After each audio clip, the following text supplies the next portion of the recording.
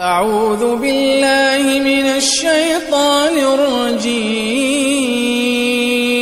بسم الله الرحمن الرحيم. وما خلقت الجن والإنس إلا ليعبدون ما أريد منهم من رزق وما أريد أن يطعمون إن الله هو الرزاق ذو القوة المتين. پیش خدمت ہے شرح کتاب التوحید لفضیلۃ الشیخ عبداللہ ناصر الرحمانی حافظہ اللہ. وقوله تعالى اتخذوا أحبارهم ورهبانهم أربابا من دون الله. وقوله تعالى اتخذوا أحبارهم ورهبانهم أربابا من دون الله. یہ تیسرا معنی یہاں ذکر ہے یہود و نصارہ کا. انہوں نے پکڑ لیا، بنا لیا اپنے احبار کو. احبار جمع حبر کی یا حبر کی، دونوں اعراب جائز ہیں. اور حبر یا حبر عالم کو بولتے، اپنے علماء کو، اور اپنے رہبان کو. رہبان راہب کی جمع، اور رہبان کا معنی عباد، عبادت کرنے والے. اپنے راہب، اپنے علماء کو، اپنے مولویوں کو، اپنے عباد اور رہبان کو انہوں نے بنا لیا کیا؟ ارباب. ارباب رب کی جمع، رب بنا لیا. من دون اللہ، اللہ کے علاوہ انہیں اپنا ارباب بنا لیا. تو بھائی اگر کسی عالم کو، کسی زاہد کو رب بناتے ہو یا مانتے ہو تو یہ عمل تفسیر توحید کے خلاف ہے، معنی توحید کے خلاف. یہ عمل لا الہ الا اللہ کے خلاف ہے. تمہارا عمل اور لا الہ الا اللہ میں تناقض ہے جو قابل قبول نہیں ہے. تمہارا کلمہ پڑھنا قابل قبول نہیں ہوگا. اب آئیے علماء کو رب کیسے بنایا جاتا ہے، کیا اس کی صورت ہے؟ وہ بھی حدیث میں موجود ہے. عدی بن حاتم رضی اللہ تعالیٰ عنہ عیسائی تھے، اسلام قبول کر لیا. نبی علیہ السلام کے پاس آئے، آ کر بیٹھے.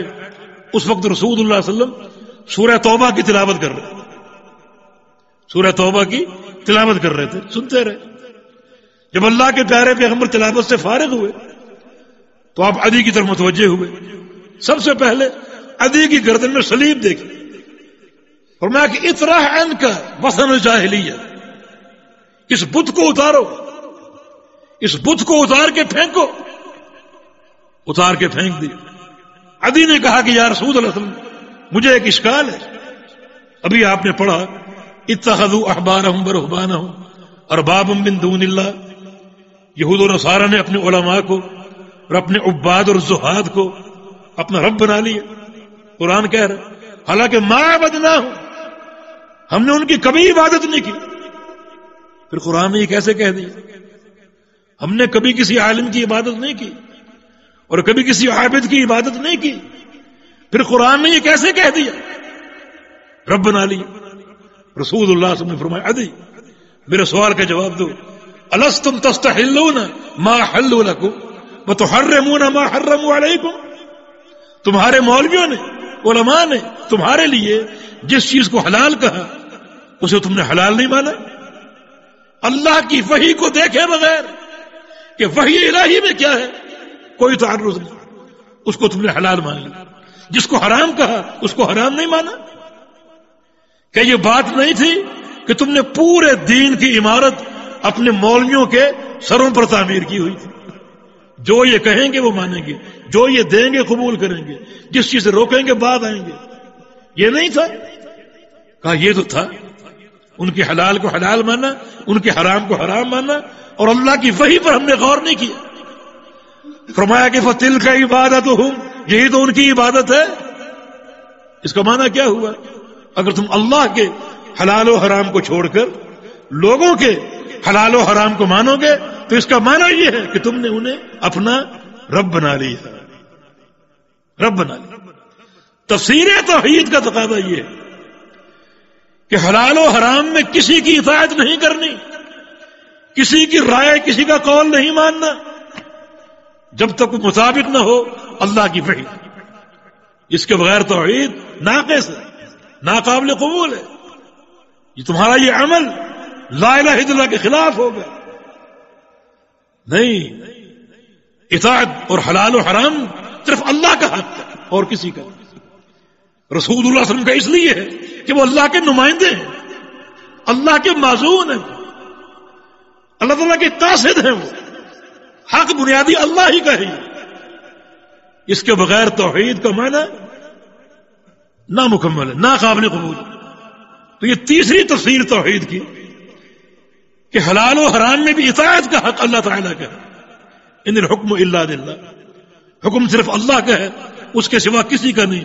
شرع لکم من الدین، تمہارے لیے دین بنانے والا اللہ ہے اور کوئی نہیں. جس چیز کا نام دین ہے، جس چیز کا نام حلال ہے، جس چیز کا نام حرام ہے، وہ زمین پر نہیں بنتی، آسمان پہ بنتی. اللہ بناتا ہے اور کوئی نہیں بنا سکتا. نبی ایک بات کہہ کے اللہ کی طرف منسوب کر دے، کیا وعیدیں. وما ينطق عن الهوى ان هو الا وحی یوحی. تو یہ تفسیر توحید کہ حلال و حرام میں اللہ کی بات ماننی، یہ دین اللہ کا ہے. یہ تو اللہ اور اس کے رسول کی اطاعت تم پر فرض ہے. رسول کی اس لیے کہ وہ اللہ کی بات کرتے ہیں. من یطیع الرسول فقد اطاع اللہ، جو رسول کی اطاعت کرے گا اس نے اللہ کی اطاعت کی. یہ تفسیر توحید. ایک شخص اگر اللہ کی توحید کو مانتا ہے اور کلمہ پڑھتا ہے مگر حلال و حرام میں دوسروں کی پیروی کرتا ہے، حتیٰ کہ بعض اوقات اس دوسروں کا قول اللہ کے فرمان کے خلاف ہوتا ہے، نبی علیہ السلام کی حدیث کے خلاف ہوتا ہے، پھر بھی کوئی پرواہ نہیں کرتا، تو اس کی توحید قابل قبول ہوگی؟ قطعا. تو ایسے انسان کی توحید مردود ہے. لہذا توحید کا معنی اور تفسیر کیسے مکمل ہوگی؟ اس منہج کے ساتھ کہ حلال و حرام میں بھی اور تمام احکام دینیہ میں اللہ تعالیٰ ہی کی اطاعت کریں، کسی اور کی نہیں. اسی لیے پیغمبر علیہ السلام کا فرمان ہے کہ لا طاعت لمخلوق فی معصیت الخالق. جس مسئلے میں خالق کی نافرمانی لازم آ رہی ہو اس میں مخلوق کی اطاعت کرنا جائز نہیں ہے. انما الطاعت فی المعروف، مخلوق کی اطاعت تو صرف معروف امور میں ہے. اور معروف امور کون سے ہیں؟ ما عرفہ الشرع.